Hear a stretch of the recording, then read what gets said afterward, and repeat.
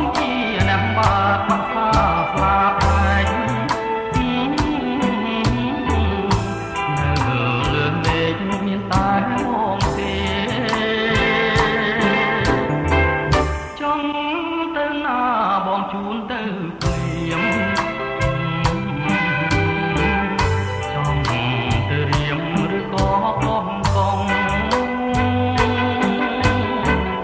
ឬកំពុងសោមឬតាកែវក្រុង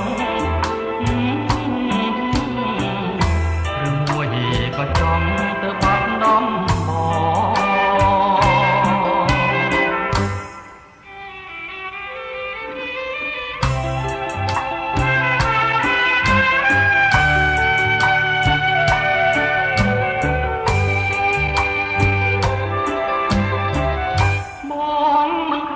ទេពយោជុភ្លៀង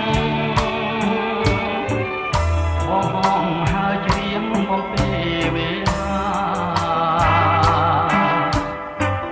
ម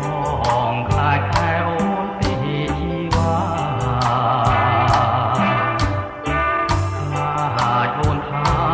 មេតាបងឆ្លើយមួយម៉ាត់មកណាពីសេ